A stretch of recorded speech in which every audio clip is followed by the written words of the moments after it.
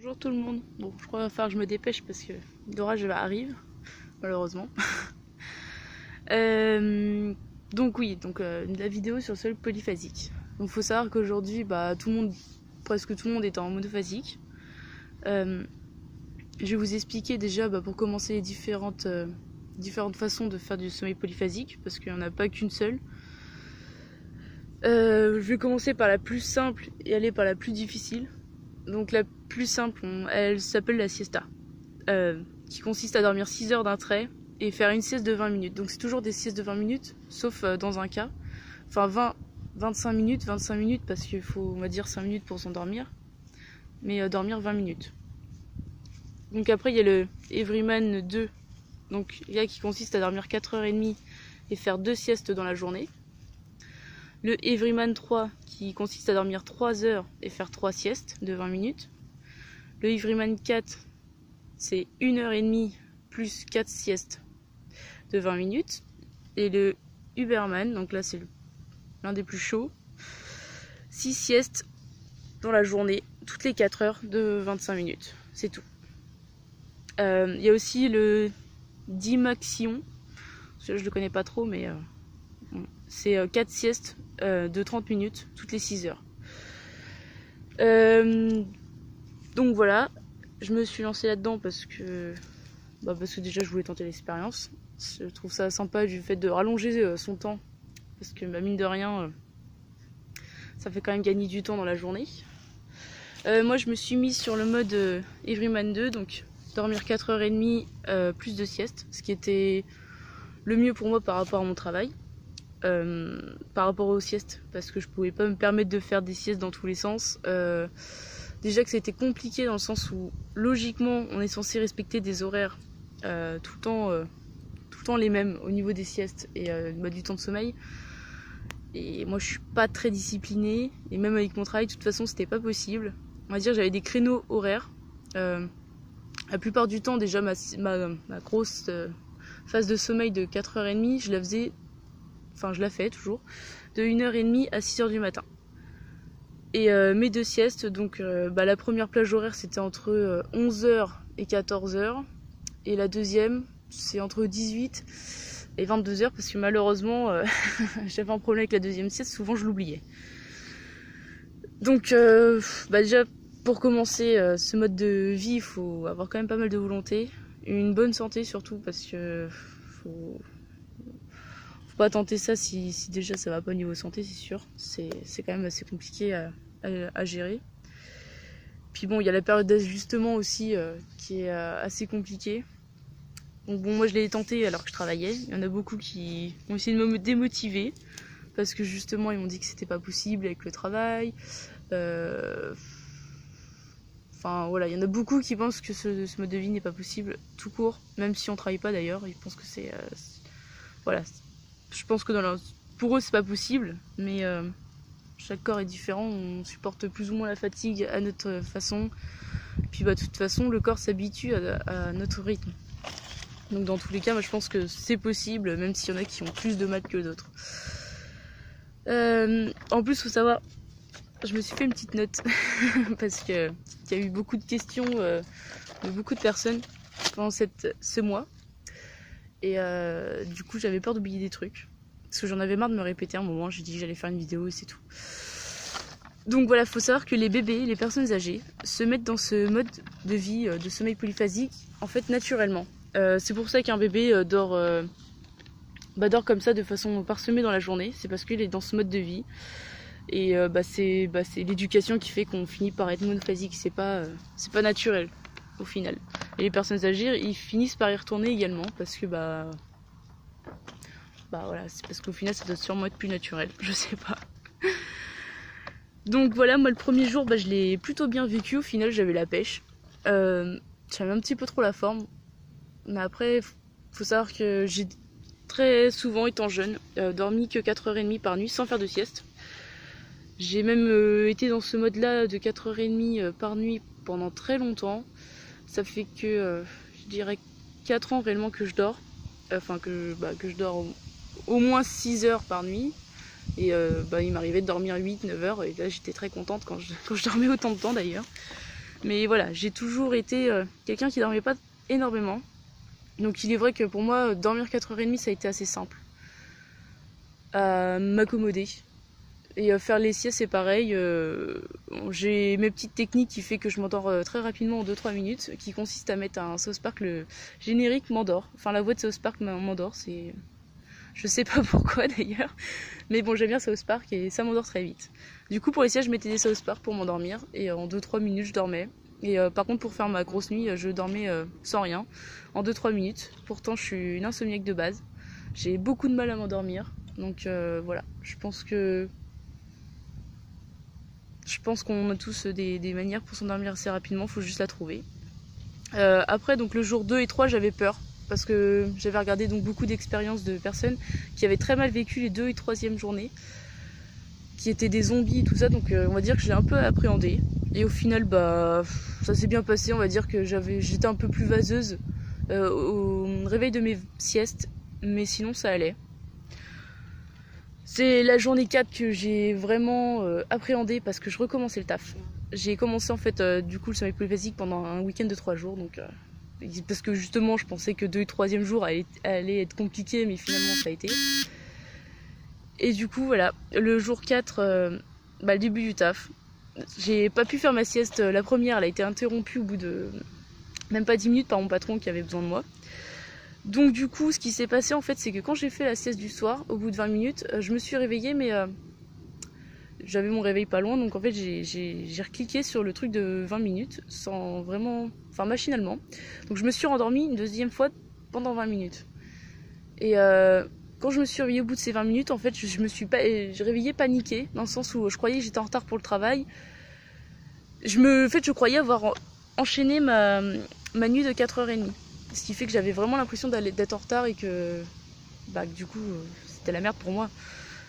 À ce moment-là, j'ai vraiment réalisé que je m'étais très vite adaptée, on va dire, au fait que...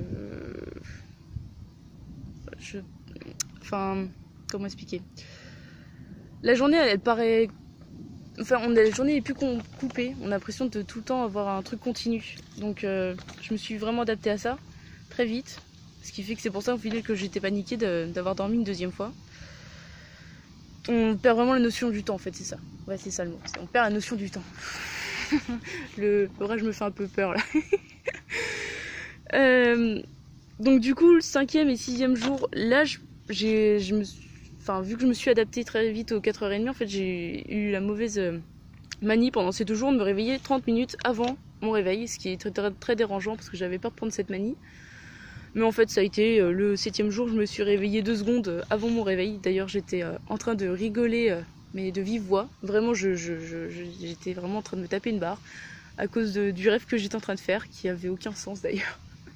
C'était très marrant. Mais du coup, là, je me suis réveillée. Enfin, c'est mon rire qui m'a réveillée 2 secondes avant que mon réveil sonne. Donc, je me suis réveillée en super forme ce jour-là. C'était super cool au final. Et puis bon, du coup, voilà, la journée s'est bien passée. Le 8e jour, donc là, par contre, donc au bout d'une semaine, c'est la première fois que je ressentais vraiment la fatigue. Une grosse fatigue. Donc c'était en plus une journée de taf, je me souviens. Et le soir, il y avait une soirée, forcément, avec des amis. C'était pas prévu à la base, mais bon. Du coup, ce qui fait que j'ai dormi que 3 heures ce soir-là. Donc le 9e jour, forcément, là j'étais bien fatiguée. J'attendais ma première sieste avec impatience. Une fois que je l'ai passée, d'ailleurs après ça allait mieux. D'ailleurs pendant la soirée j'ai pas bu. J'ai peut-être bu une bière, mais enfin voilà, c'est rien d'extravagant, ça m'a rien fait. Donc voilà. Première semaine, on va dire que ça a été, à part vers la fin de la semaine où là j'ai commencé à ressentir les effets de la fatigue. La 2e semaine a été beaucoup plus difficile dans le sens où le rythme de travail était bien plus intense du fait qu'on est en juillet, que la moitié de mes collègues sont en vacances. Du coup, j'ai dû travailler quand même assez avec des plages horaires assez dures. Je commençais le matin avec 3 heures de conduite sur des routes que je connaissais par cœur, souvent droites, donc même quand je dormais 8 heures d'ailleurs, cette route m'endormait. Donc c'était un gros problème parce que je ressentais très facilement la fatigue pendant ces 3 heures de route. Sachant que j'ai des enfants à charge, bon, c'est 3 heures de route forcément, donc tu peux pas t'arrêter parce que tu dois arriver à telle heure chez tel enfant, tu dois arriver à telle heure chez tel autre enfant et tu dois les emmener à telle heure à tel endroit, donc tu peux pas t'arrêter pour dormir, c'est pas possible. Donc j'ai lutté contre le sommeil pendant les débuts de journée, pendant toute une semaine. Ce qui était très chiant, je dois l'avouer. En plus, forcément, un des enfants était malade, ce qui fait que le vendredi, j'ai été malade.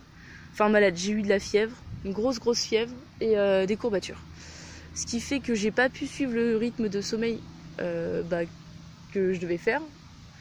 J'avais besoin de beaucoup plus de sieste en fait, parce que j'étais malade quoi. Genre, quand t'es malade, t'as besoin de dormir, donc c'est ce que j'ai fait. Je suis presque passée, on va dire, en Uberman, dans le sens où je dormais plusieurs fois 20 minutes. Mais j'ai dormi aussi mes 4h30, donc je dormais quand même pas mal pendant ce week-end. Dois t'avouer. Et en plus, pendant ce week-end, forcément, c'était un week-end de soirée qui était organisé, donc tout le week-end on faisait la fête.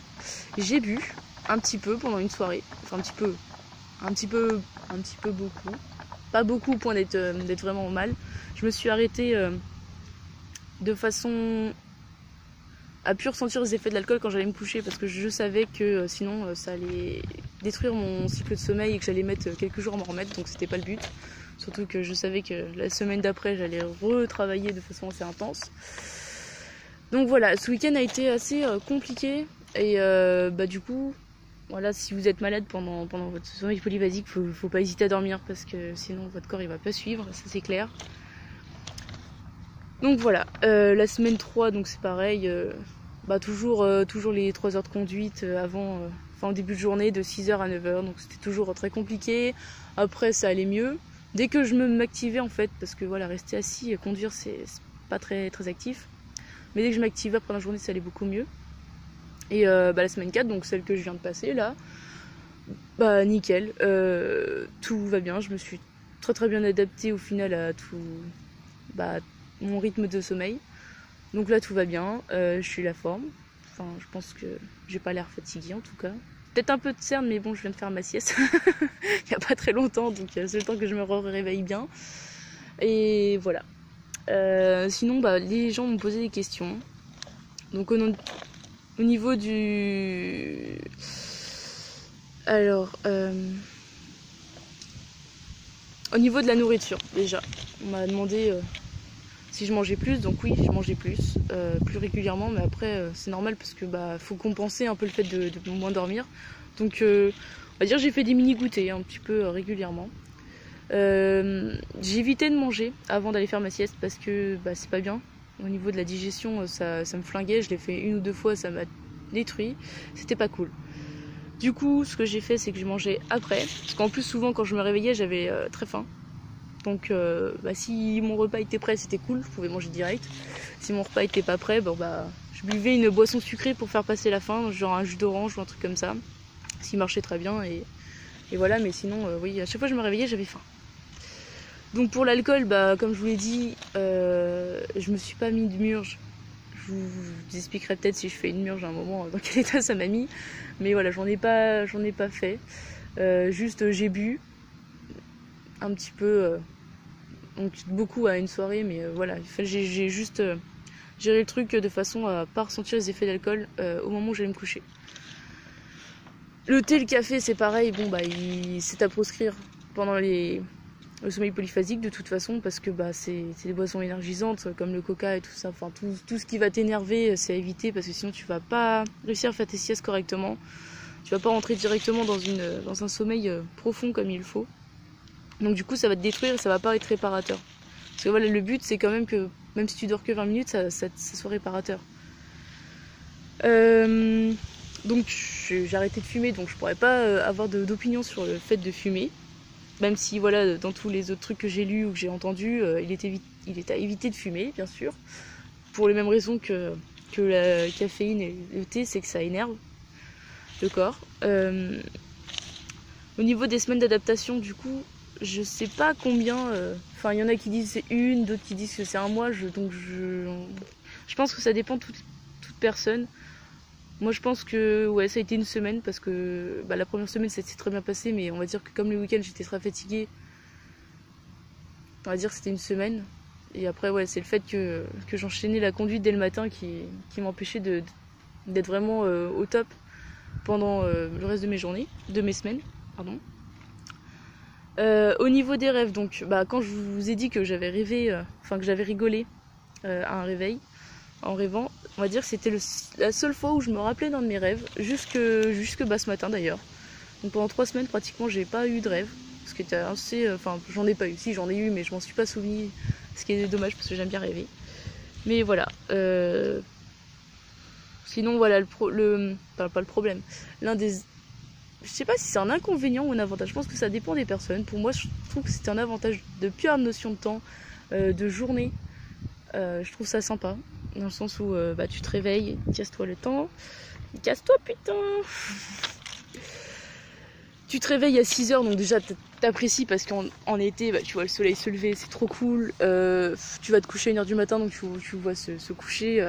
Voilà, t'as vraiment pas ce problème d'avoir une coupure dans ta journée, ça c'est sympa, parce que t'as le temps de faire beaucoup de choses que tu prévois, même au final, d'ailleurs la première journée j'ai fait tellement de choses, ça m'a impressionné, parce que j'avais trop de temps, je voulais voir ce que je pouvais faire en une journée, j'en ai fait beaucoup trop, c'était cool. Au niveau du social, donc dans le cycle où je me suis mise, ça allait. Les gens qui m'entourent, il n'y en a pas beaucoup qui m'ont embêté pour faire mes siestes, parce qu'ils ont très vite compris que voilà, j'avais besoin de faire des siestes de telle heure à telle heure, et point barre. Donc on m'a laissé tranquille. J'ai même dormi une fois dans le camion avec un de mes collègues pendant qu'il m'emmenait pour faire un jardin. Enfin j'ai un peu galéré à dormir, mais ça a été, j'ai pu dormir quoi. Voilà, les gens m'ont pas trop dérangé. Par contre, voilà, le problème, c'est qu'il y en a qui sont vraiment dans l'incompréhension. Le problème, c'est que la plupart des gens sont monophasiques. Donc, du coup, dès qu'on part faire une sieste, déjà, on coupe un peu l'entrain qu'on avait avec des gens. Des fois, on doit se barrer alors qu'on est dans une conversation ou des trucs. Enfin, c'est pas... Des fois, c'est assez compliqué. C'est pour ça que des fois, j'ai oublié mes siestes ou que je les faisais plus tard. Parce que j'avais pas envie de partir, parce que justement il y avait des gens, enfin il y avait toujours quelque chose qui fait que c'est le social en fait qui m'a détruit un peu mon rythme certaines fois.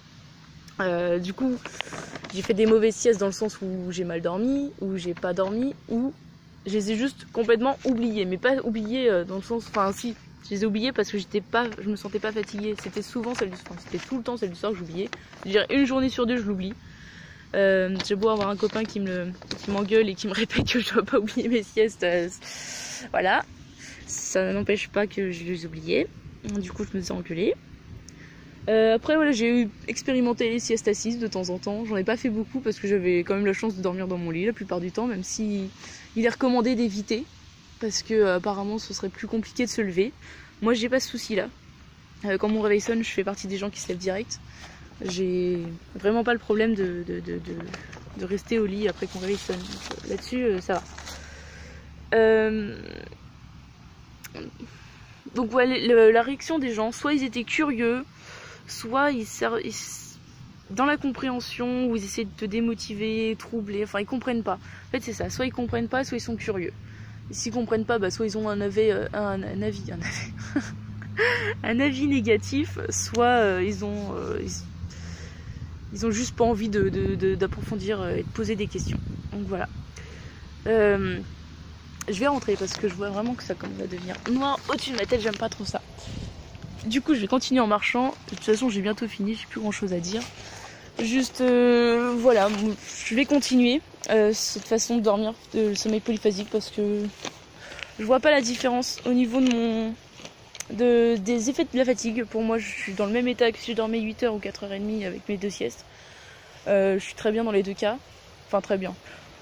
Si, je suis très bien dans le sens où je vais dormir bien pour moi dans les 2 cas. Sauf que quand je dors 8h max, ça me fait chier parce que j'ai l'impression que j'ai pas le temps devant ma journée. J'ai l'impression de travailler, faire à manger, retourner me coucher. Et ça me saoule. Très clairement, c'est quelque chose qui me fait vraiment chier. Du coup, dès que je vais avoir la possibilité en vacances, je pense que je vais tenter le Uberman. Donc les 6 siestes de 20 minutes toutes les 4 heures. Je pense que je referai une vidéo à ce moment-là. Après, je verrai si je le fais ou pas, parce que si je pars en vacances, enfin voilà, il y a peut-être des facteurs qui font que je le ferai peut-être pas. Mais je pense que je tenterai un moment dans ma vie quand même, parce que juste pour voir ce que ça fait. Et sinon, je crois que j'ai fait le tour Si jamais vous avez encore des questions, bah n'hésitez pas, au pire je vous répondrai en commentaire parce que là pour moi j'ai vraiment tout dit. Voilà, donc je vous fais des bisous et à la prochaine.